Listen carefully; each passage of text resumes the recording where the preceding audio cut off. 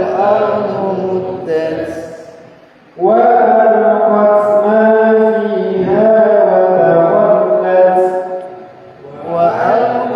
ما فيها وتخلت وأذنت لربها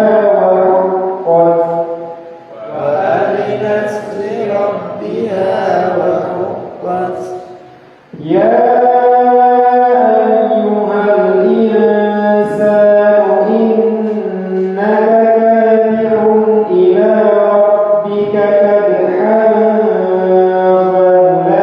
فملاقيه يا أيها الإنسان إنك كادح إلى ربك كدحا فملاقيه فأما من أوتي كتابه بيمينه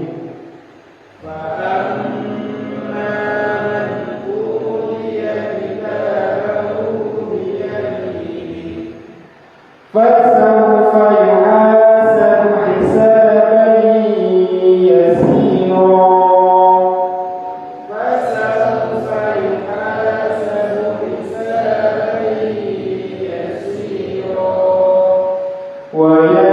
وينقلب إلى أهله مسرورا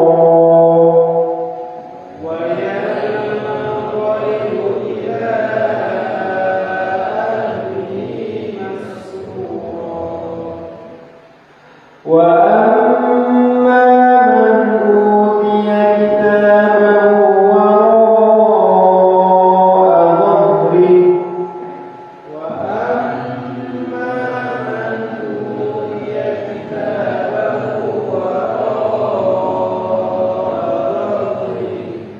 فسوف يدعو ثبورا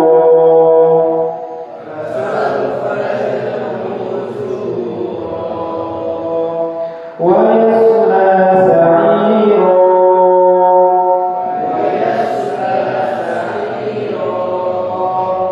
إنه كان في أهله مسرورا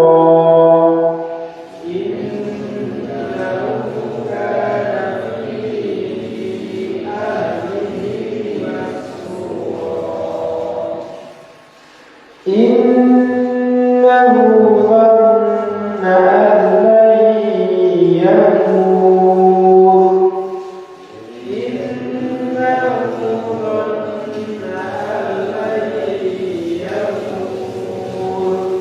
بلى إن ربه كان به بصيرا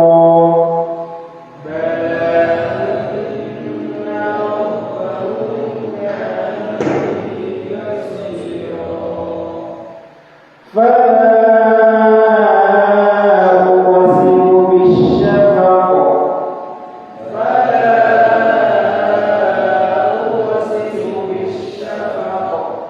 والليل وما وسق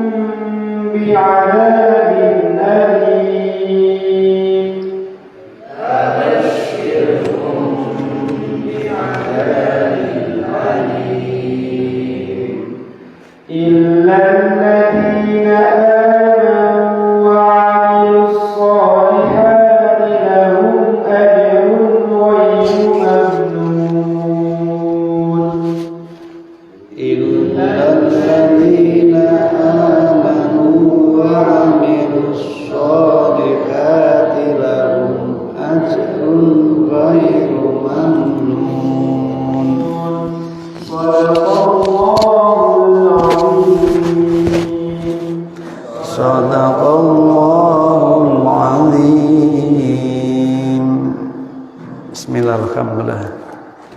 Assalatu wassalamu ala rasulillah. La hawla wa la quwata illa billah ba'du. Kita lanjut surah Al-Insyiqaq,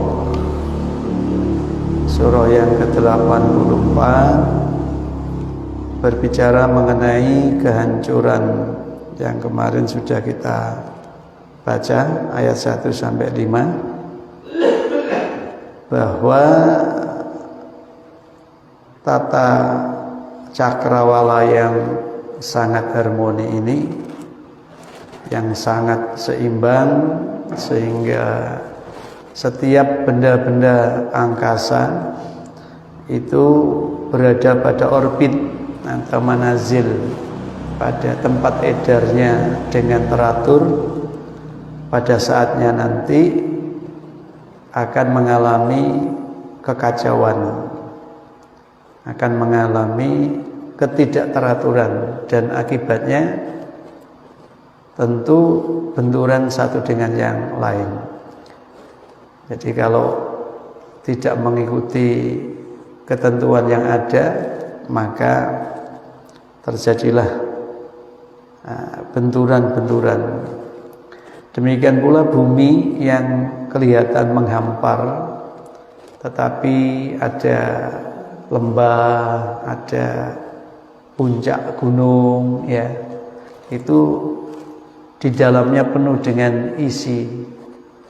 Pada saatnya nanti akan semburat, akan dimuntahkan, sehingga isi perut ini, isi perut bumi, isi perut bumi itu bisa keluar semua dan bumi menjadi kosong, termasuk manusia yang dimakam, dikebumikan, semua dimuntahkan untuk ada di permukaan. Di saat itulah kemudian akan ada proses perjalanan hidup yang berbeda bagi manusia, bukan bagi yang lain.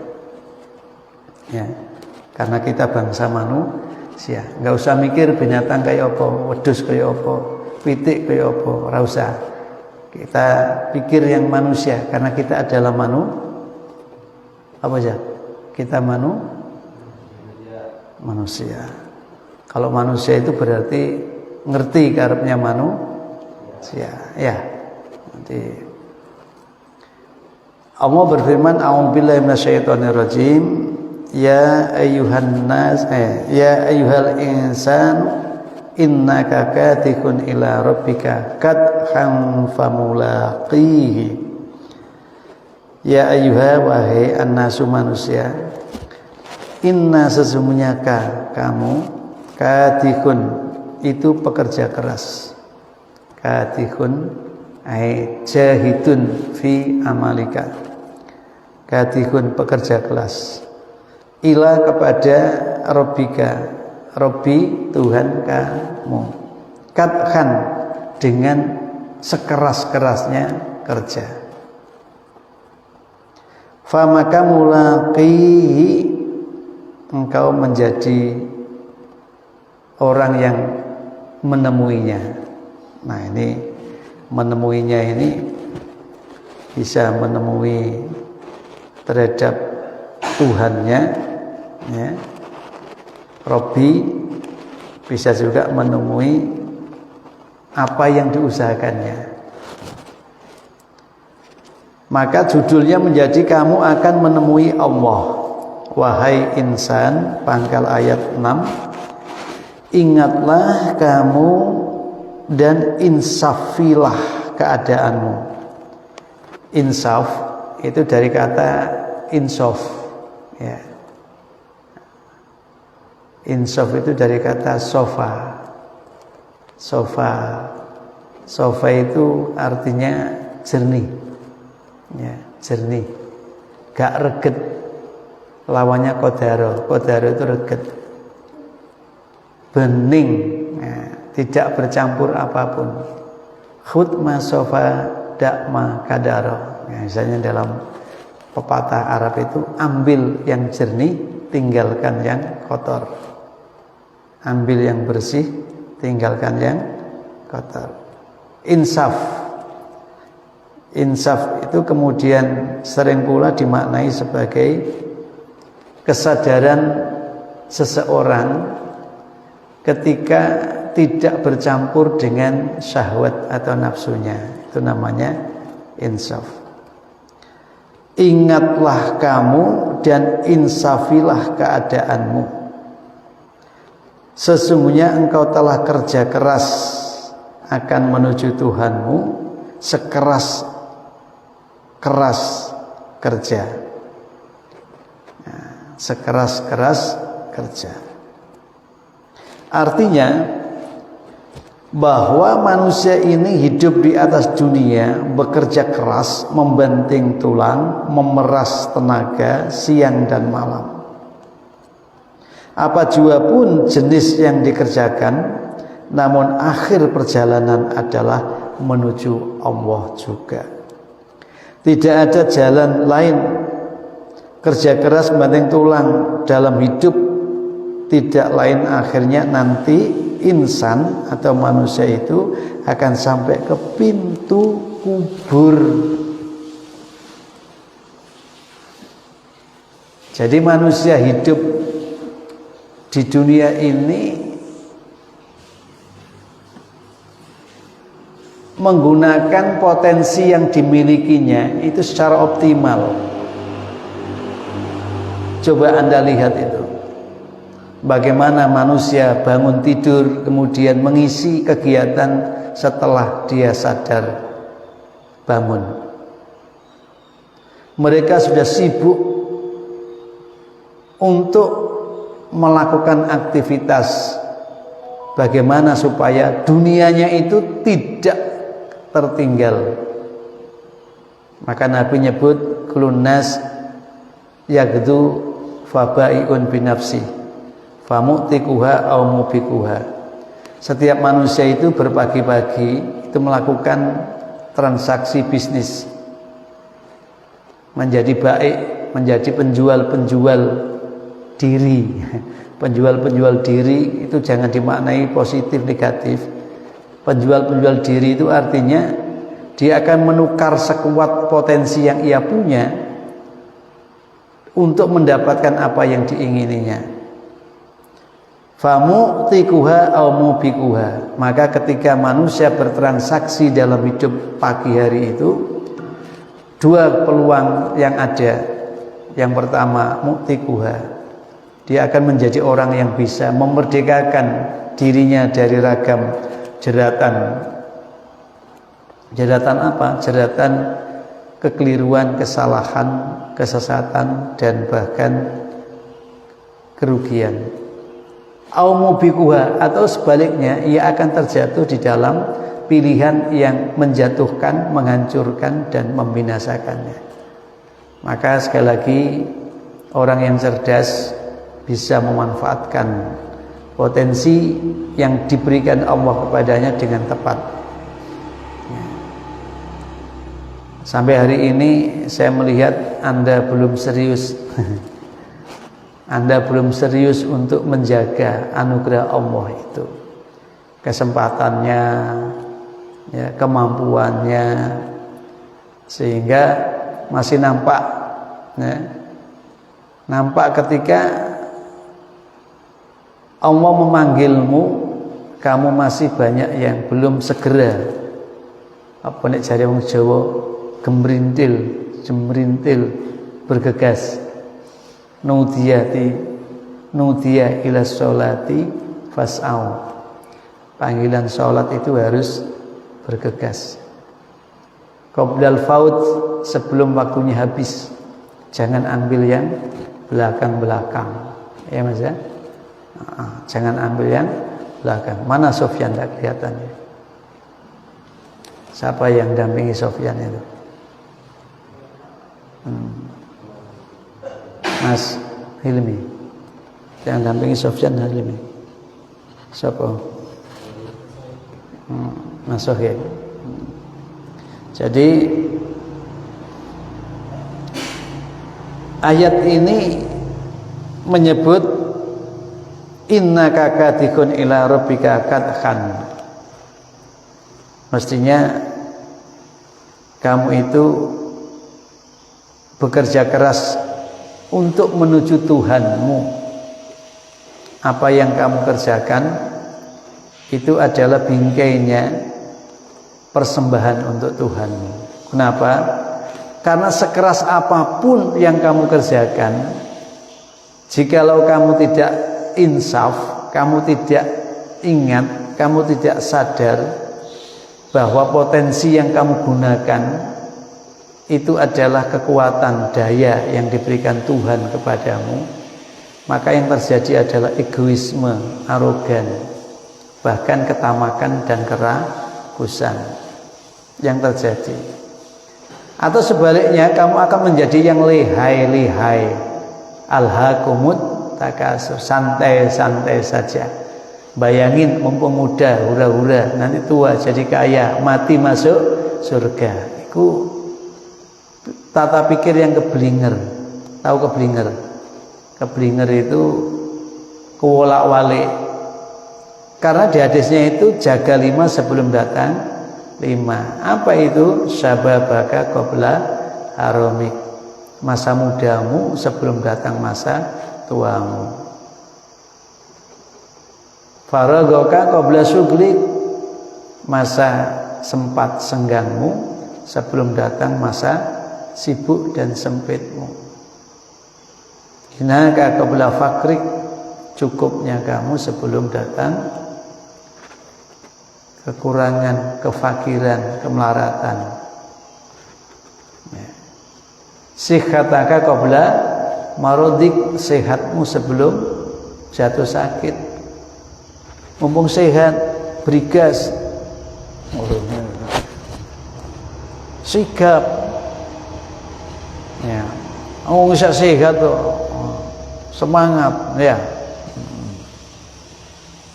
Dan hayataka qabla mautik. Isih ana ambekane, isih urip, jaga sebelum datang kematian. Saksikan itu sebelah jalan. Begitu dikubur nggak ada yang protes kan, nggak ada yang keluar lagi. Semua itu sudah tak berdaya ya. Maka gunakan hidup ini untuk memilih laku yang tepat. Katihun ila rabbika kadhan. Jika kamu bersungguh, jika kamu serius, jika kamu total di dalam bekerja yang keras tadi itu untuk mendapatkan apa yang ada di sisi Tuhanmu, famulaqihi, maka akan bertemulah engkau dengan Dia.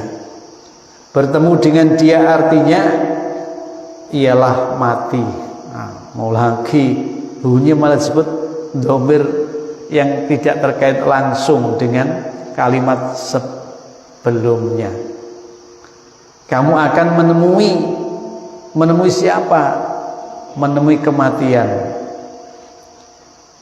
Jadi sak kuat-kuati awakmu, pada saatnya kekuatan itu akan musnah dan hilang. Dan di saat itulah kamu akan menghadap kehadiratnya.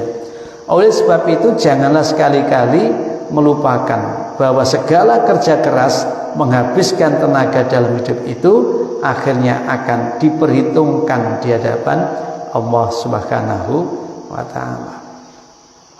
Jadi kamu akan mendapatinya apa yang kamu usahakan. Yang tadi saya terjemahkan amal, hunya itu. Atau hunya itu kamu akan bertemu dengan Tuhan yang mencipta dan menganugerahi segala potensi, daya, kekuatan yang diberikan kepadamu supaya kamu optimalkan di dalam penggunaannya untuk bisa bersungguh-sungguh menapaki jalan kebajikan, keutamaan dan kebenaran. Tapi lagi-lagi manusia diingatkan seperti ini agar dia tidak menjadi orang yang keliru di dalam menggunakan, keliru dalam bekerja yang keras ya. Makanya di surah yang berbeda Insyirah itu fa idza faraghta fansab wa ila rabbika farghab. Nah, jadi jangan males-malesan, tapi teruslah continue di dalam melakukan usaha perbaikan diri, di dalam bekerja keras, tapi persembahkanlah semua itu untuk mendapai ridho Tuhan yang mengatur hidupmu. Maka semua yang apa telah kamu kerjakan itu akan diperhitungkan. Fa amma man utiya kitabahu biyaminihi, fa maka amma adapun man siapa yang utiya telah didatangkan kepadanya kitabahu akan kitab catatannya, ya, biyaminihi dengan tangan kanannya. Adapun orang-orang yang diberikan surahnya, catatan amalnya dari sebelah kanannya, pangkal ayat 8 tersebut dalam sebuah hadis yang dirawikan oleh Imam Ahmad dari Aisyah. Aisyah itu istri Rasulullah SAW, bahwa beliau pernah mendengar Rasulullah SAW membaca pada salatnya, Allahumma khasibni hisabai yasira. Ya Allah, ya Tuhanku, perhitungkanlah aku dengan perhitungan yang mudah. Jadi pernah terdengar Aisyah itu mendengar Rasul di dalam sholat itu membaca Allahumma khasibni hisabai yasira. Ya, nanti kaitannya dengan riwayat Ahmad ini perlu kajian takhrijul hadis, ya, secara khusus bagaimana proses daripada keluarnya hadis ini. Maka bertanyalah Aisyah kepada beliau sehabis beliau sholat, apakah yang dimaksud dengan perhitungan yang mudah itu ya Rasulullah? Beliau menjawab, ayyanzura fi kitabihi fatazawazu anhu annahu man nuqisha hisaba ya Aisyatu yauma idzin halaka. Nabi jawab, akan ditengok pada surahnya, pada kitabnya itu sepintas lalu, ya, jadi delok terhadap catatan amalnya tidak terlalu lama, lalu dihentikan, ya, lalu dihentikan, dianggap cukup. Karena sesungguhnya barang siapa yang dilakukan perhitungan dengan teliti atas surahnya, atas catatan amalnya pada waktu itu, ya Aisyah, celakalah dia. Hadis riwayat Imam Ahmad, Muslim pun merawikan hadis ini dalam sahihnya. Jadi Nabi itu terdengar membaca Allahumma khasibni hisabai yasira di saat sholat. Di sini tidak diceritakan ketika sholat itu, ketika membaca surah, ya, kemudian terdengar kalimat itu ketika sampai kepada fa'amma man utiya kitabahu biyaminih, ya, kemudian Nabi mengucap Allahumma khasibni hisabai yasira, atau di dalam hay'ah, keadaan yang lain, tidak diceritakan, ya, tidak diceritakan. Maka ketika ditanya apa yang dimaksud khasibni hisab perhitungan kami dengan perhitungan yang gampang, Nabi jawab, kalau orang itu kemudian catatan amalnya dilihat sesaat sebentar lalu diberikannya, itu tandanya orang yang mendapat kemudahan dalam proses hisabnya. Karena ketika kitab itu nukisal hisabah, diteliti temenan satu demi satu yang tertuang di dalam lembar-lembar kitab itu, kalau diteliti dengan benar, detail, rinci, maka kata Rasulullah pada hari itu sudah tampak kehancuran bagi penerimanya, tampak kecelakaan bagi penerimanya. Jadi awak dhewe iku nek nrimo catatan amal itu kok kemudian dihitung satu demi satu, ya, mehdani yo suwene gitu. Ya. Dan itu bagian daripada tanda celakanya orang. Tapi kok kitab itu mau dibuka seret kemudian diserahkan, nah, maka itu tanda orang yang akan terselamatkan. Tampaklah pada hadis ini bahwasanya menerima surah panggilan, surat panggilan dari sebelah kanan saja sudah menjadi tanda bahwa pemeriksaan atas diri yang bersangkutan akan mudah saja. Laksana pemeriksaan barang-barang kepunyaan orang yang dipandang istimewa dan mendapat hak luar biasa, atau kekebalan diplomatik, atau yang biasa juga disebut VIP, very important person. VIP, very important person. Enggak apa, itu VIP. VIP itu maksudnya gitu. VIP itu maksudnya adalah very important person. Jadi orang istimewa, ya. Dibuka sepintas lalu ditutup lalu dibebaskan. Ini biasanya kalau proses imigrasi gitu ya, itu nampak. Atau jenengan antri di rumah sakit membawa rekam mediknya itu. Rekam medik didelok sepintas diberikan, itu berarti sehat. Tapi kalau dokternya itu lihatnya itu sampai menteleng, ini alamat. Ini berarti akeh tanda-tanda nggak sehatnya itu. Siap-siap untuk menerima tindak lanjut tindakan-tindakan yang penting. Nah besok pada saat manusia menerima kitab amalnya, itu juga ada yang ketika sudah ayo barisnya di sebelah kanan. Ini kanan, ini kiri. Aku sudah menunjukkan yang kanan itu akan mendapatkan kemudahan dalam proses untuk pemeriksaannya. Yang kiri engko sik, kira dawa ceritane sing kiri. Ya. Mula nek mlebu masjid nganggo kaki kanan supaya terbiasa. Nek mlebu nang panggenan sing apik kuwi sikil kanan. Nek metu pakai kiri. Kenapa? Di luar sana banyak tantangan-tantangan supaya kamu hati-hati. Mijak keluar dari masjid dengan kiri lalu doa Allahumma ini as'aluka min fadlik. Ya.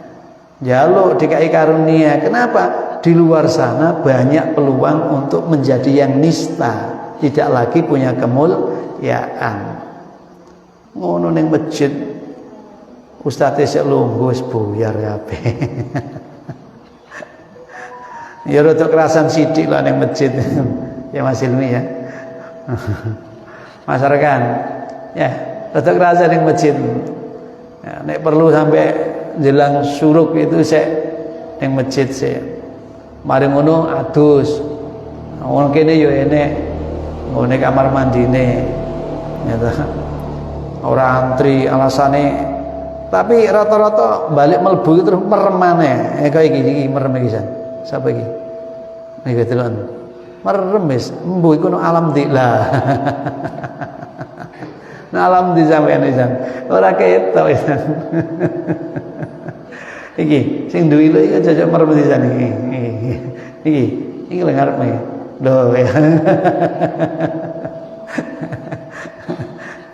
Ya.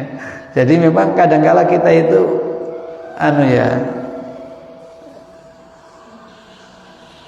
perlu untuk serius, ya, perlu untuk serius. Ya.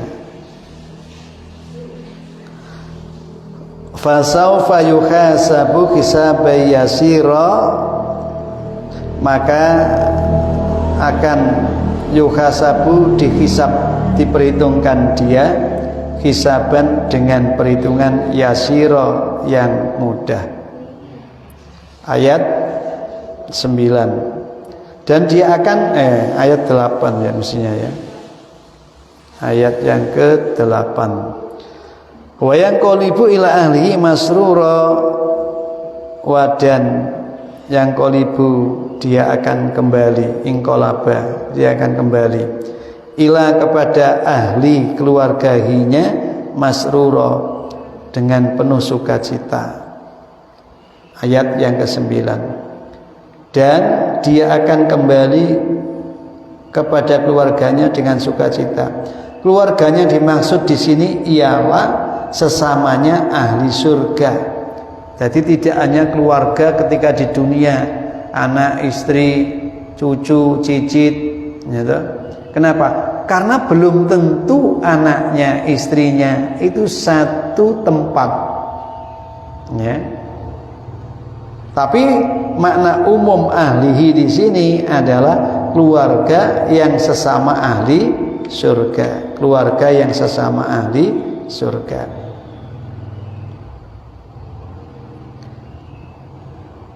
Sebab orang-orang yang sama-sama mendapatkan nasib baik, mendapat keridhaan Allah, lalu dimasukkannya ke dalam surga, adalah laksana satu keluarga, sama duduk bercengkerama menikmati anugerah dan karunia ilahi di tempat yang mulia itu.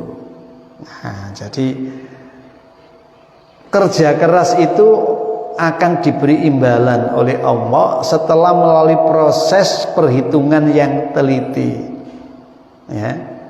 Maka siapa yang amal baiknya itu banyak dan catatan amalnya itu diperiksa dengan cepat, dengan gampang, dia menjadi komunitas ahlul yamin. Jadi orang yang menerima catatan amalnya dengan tangan kanan, maka dia akan bertempat di surga bersama dengan teman-teman yang sesama amalnya. Sehingga karena sama amalnya itu, dia merasa kumpul dengan keluarganya, kumpul dengan orang yang sama, sama pandangan, sama tindakan, ya. Lalu dia mempunyai perasaan yang ailatan, iki lo keluarga, nah, ya. Jadi boleh jadi suami istri berpisah tempatnya, seperti Nabi Nuh misalkan dengan istrinya, dengan anaknya yang jelas abirotan, ya, begedut cara Jawa nih. Abir itu begedut, begedut itu apa ya? Ya lari dari kebenaran dan kebajikan, memperturutkan keinginannya, padahal dia berada di dalam kepemimpinan atau di dalam kekuasaan, perlindungan, pengayoman seorang laki-laki yang menjadi nabi dan rasul yang punya sifat ul azmi. Tetapi karena dia abiratan, lari dari itu dan memilih gaya hidup sendiri, menjadi wanita yang melakukan perbuatan yang faksa bersama dengan anak yang dibesarkan oleh didikan ibu yang faksa juga, fakisat juga, maka anak dan istri itu laisa min ahlik, tidak bagian daripada keluarga Nuh. Kapan? Sejak terjadinya banjir bandang yang memisahkan antara Nuh dengan istri dan anaknya.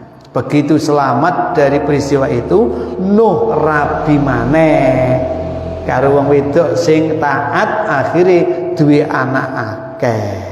Terus anak-anak teko anake Nabi Nuh, lahirlah di antaranya kita ini. Jadi kita itu keturunan dari orang yang hebat, nyata, dari Nabi Adam yang paling awal. Ketika bumi ditenggelamkan oleh Allah, yang selamat Nuh dengan beberapa orang yang mukmin. Nah, kemudian dari mereka tumbuh kembang, ya, manusia yang banyak di muka bumi ini. Ya, karena itu sekali lagi kita itu dari silsilah orang-orang baik, ya, maka kembangkan dan kuatkan kebaikannya itu dengan kadihun ila rabbika kadhan, bersungguh-sungguh serius bekerja keras untuk menuju Allah yang mengatur hidup kita, yang memberikan fasilitas sarana prasarana, tetapi semua itu akan kita pertanggungjawabkan ketika bertemu dengannya. Fa amma man utiya kitabahu biyamini fasawfa yuhasabu hisaban yasira wa yanqalibu ila ahlihi masrura. Wis, pagi ini kita berupaya jadi golongan kanan, orang yang menerima catatan amal dengan tangan kanan. Kenapa? Karena ada orang yang akan menerima catatan amal dengan tangan kiri. Menusuk ya. Baik, sampai di sini karena sudah semakin nampak terang di sebelah timur, matahari sudah siap untuk menengok Anda dengan ciluk ba. Kita akhiri ngaji kita dengan bersyukur kepada Allah, mengucap hamdalah. Alhamdulillahil alamin. Kurang lebihnya mohon maaf. Assalamualaikum warahmatullahi wabarakatuh. Yuk kita akhiri dengan huwa humayu. Huwa humahu iya humahunna anta antuma antum anti antuma antunna ana nahnu fa'ala fa'ala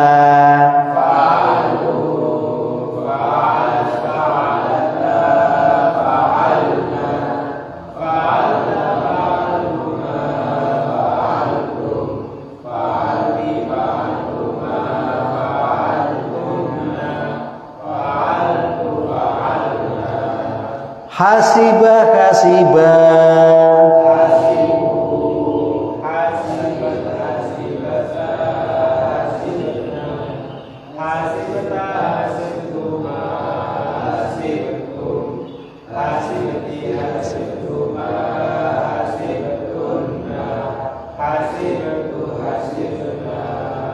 Oke, assalamualaikum warahmatullahi wabarakatuh.